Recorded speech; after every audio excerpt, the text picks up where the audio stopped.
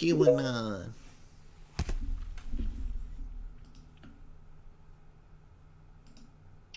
Hello, Jay. Can you hear me or not? Yes. So I'm an Orthodox Jew, and I just want to have a discussion with you regarding Jesus and the fulfillment of the messianic prophecies. Okay. What specifically? So I just want to ask a few questions because I'm not really sure what sect of Christianity you are in. So I know you guys have different views. So Right. Well, I'm Orthodox Christian, so Eastern Orthodox. Okay, Eastern Orthodox. That's nice because my best friend's actually Eastern. So, do you believe in the new covenant as mentioned in Jeremiah 31? Yes. And you believe that's been fulfilled or partially fulfilled or waiting to be fulfilled? Like, what do you believe it to be? Well, we believe that at the first coming of the Messiah, he brought the reality of that new covenant that is characterizing our age, and then the fullness of that will be brought in at the eschaton. So it's a both and, yes. Okay, so if we do have a discussion, I'm not sure if you do want to, but I'm just wondering if it's possible if we can stick to the Old Testament exclusively and just adhere to what the Old Testament says, if it's okay, right? Yeah, I don't mind. I mean, obviously I understand you wouldn't accept the New Testament, so no, I don't have a problem with that. Also, it's like, you can correct me if I'm wrong, but when Jesus says he's mentioned in the scriptures, that's not referring to the letters of Paul or Acts. Of course. That's referring to the 5 books of Moses and sure. Perhaps. So my contention with your interpretation regarding Jeremiah 31 is it like in verse 31 it mentions something that is quite fundamental in the whole sort of aspect of the future. Is it mentions the house of Israel and the house of Judah? Mm-hmm. And I'm sure you're well aware how the house of Israel was expelled 800 or so years before Jesus, right? Give or take. So if you want to make the argument that it's been fulfilled within the time of Jesus, then how do you reconcile the fact that it mentions the house of Israel and the house of Judah when in reality they have not been restored? And this is evident within Jeremiah itself when he mentions in Jeremiah 30 verse 3 as well as 31 verse 10 as well as Zechariah and Ezekiel. They all mention the restoration of the house of Israel and the house of Judah. Right, and I'm familiar with what you're saying with like Ezekiel talks about there will never be any more division, that the two will be joined back together, right? Right, that's 36. Yeah. So obviously when the house of Israel and the house of Judah are being referenced, that's within the scope of the Old Testament, that's always referring to the inhabitants of the house of Israel, of the house of Judah, or at least the kingdoms. It's never referring to anyone other than the house of Israel and the house of Judah. Right. You would agree with that? Well, right? Actually, no. Here we would depart because the way we interpret that is that in the first century, there were descendants who were, in large part, the entirety of the church. So the church in the, say after the death of Christ up to Acts chapter 10 is almost entirely Jewish converts. So we interpret that because if you look at Acts, I understand you don't accept this. I'm just telling you this. Yeah, Acts chapter 2. Right. So Acts talks about the house. The tabernacle of David being rebuilt and restructured in the fulfillment of the church. Right. But that's my contention is that nowhere in Jeremiah or nowhere in any of these prophets does it mention a replacement to the church or even a hint to the church. Well, we're not. It's not a replacement. It's the fulfillment. So that's two different ideas. So replacement would be like the things that came before don't count. That's why it's a fulfillment. So it's a totally different paradigm where we're saying that all of these prophecies are fulfilled not just in the person of Christ, but who is, for example, in Isaiah, like Isaiah 53, we would say that he's the servant, he is Israel. right? So Right. Jesus So is if the we person. right. So if we can stick to like one prophecy, because to go jumping to Okay, like but here's different the type thing. of prophecy. So I understand what you're saying, but here's the thing about the way a lot of prophecies work, and even the way, for example, I have the Jewish Study Bible. It will admit that messianic prophecies are sometimes just sections of a chapter, not the entire chapter or the entire book. So not No, everything in Jeremiah 31 is necessarily part of the prediction of the new covenant. Let me give an example. In Isaiah 19, for example, it says that there will be an altar set up in Egypt, and that Egypt, Syria, and Israel, all three will be God's footstool and his people, right? So in Isaiah 19, that didn't all happen in that time period. There was a partial fulfillment, which encapsulates the whole chapter. But as far as I understand, most, I think, Jews believe that's also a messianic fulfillment towards whenever the Messiah comes. So, right. in the same way, I would say that there was something that occurred at the time of Isaiah 19 that related to, God's people and the Syrians and the Egyptians. But the full fulfillment awaits the messianic era, which is what Yeah, we would same with say. Isaiah 45 when it speaks about Cyrus. That's not a, that already occurred, within, like, shortly after Isaiah. So, yeah, I do agree with what you're saying. Well, That's not okay, where but what I'm saying the is that, right? contention is. Are you saying that the Cyrus is something that was only fulfilled in the person of Cyrus, or that it also has a messianic fulfillment? No, I'm saying it's not, and it's already, but that's not my point of contention. My point of contention. My point of contention is that every time the house of Israel and the house of Judah is being referenced or spoken about, it's always referring to the physical people, like in Jeremiah, or in like Zechariah, and it says they will be Well, I restored. just disagree. I disagree that every time it's that. It's On what scriptural basis within the frame of the Old because Testament? Israel was always the true believers in God and not just the physical descendants. You see, the issue here is that you're bringing external interpretation, which is No, but fine, see, 'cause you're everyone does Christian. that. You do the same thing. It's just that you have a different So give me an paradigm. example.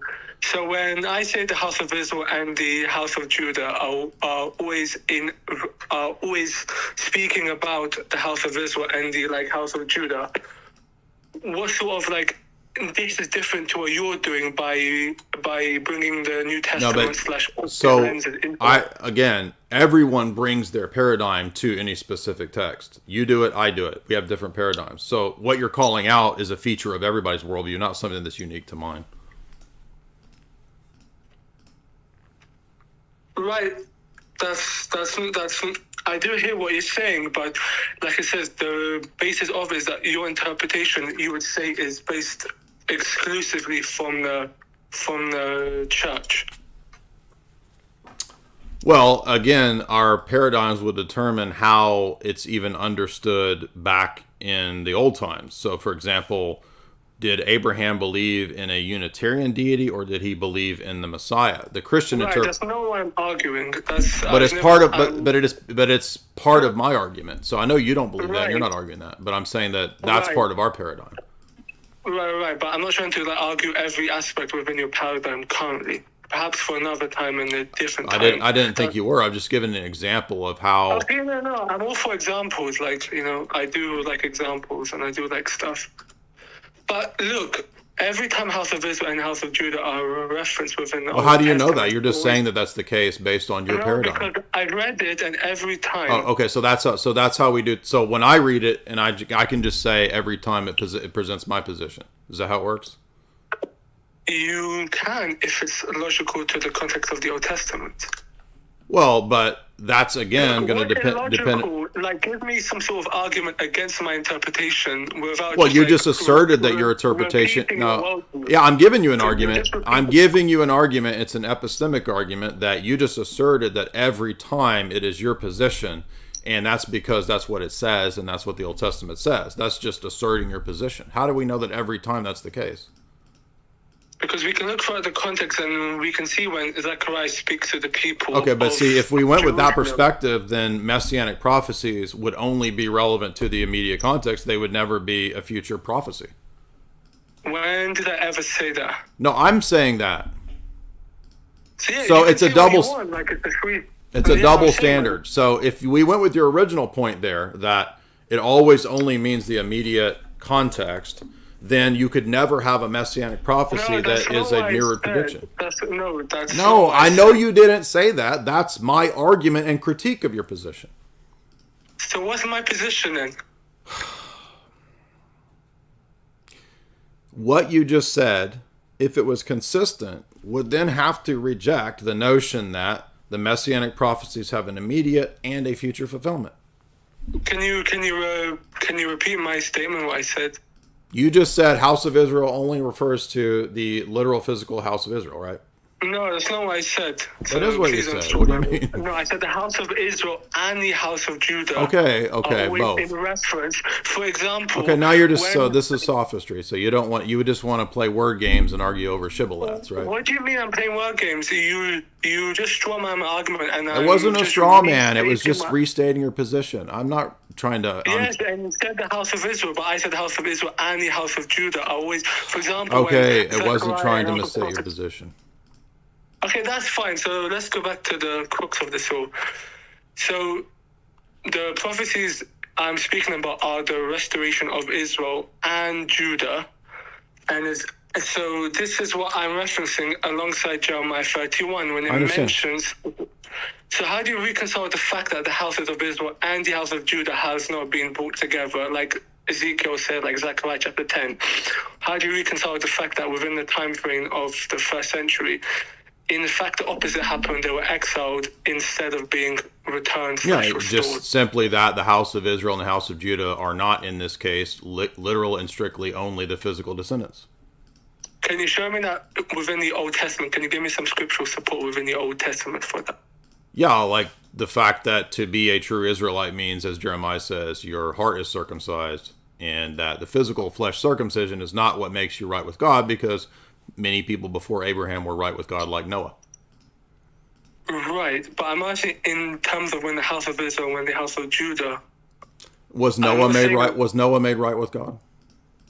Was Noah from the house of Judah or from the house of Israel? Well, the point is that what makes one right with God is not the biological physical descent. That's the point. I never said that. I just said in terms of the house of Israel and the house of Judah. Right, so the point that I'm making is that shows, as Paul argues, that he's correct to say that the true Israel has always been those who are believers in God from the heart, and that physical circumcision was a time-bound external symbol and not what made you right with God. So it was always the spiritual Israel.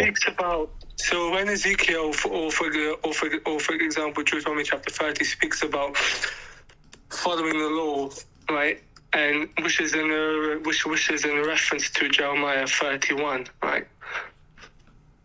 So, like I said, I'm just because you believe. Yeah, but like if I can go to rabbinical debates right now on YouTube, and I can find rabbis that admit that because you don't keep the law because there's not a temple, that God looks upon your good works as if that was the keeping of the law. Oh, you mean the Christian position. So you see that constantly in the rabbinic Judaism, you guys admit the very principles that we have. Another example would be that you guys admit that there's two different messiahs in the Talmud. There's Messiah ben Joseph and Messiah ben David. Those for you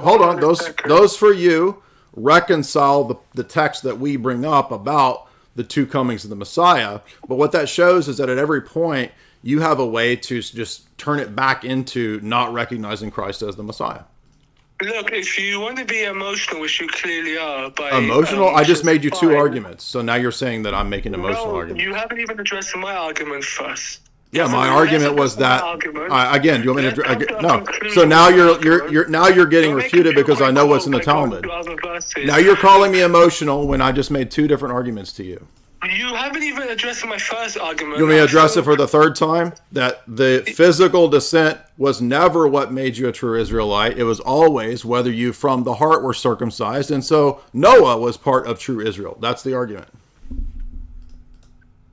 But that goes against Scripture 100%. When, for example, I mean, I asked you if Noah was righteous, and you ignored it. Was Noah righteous? Was Noah righteous or not?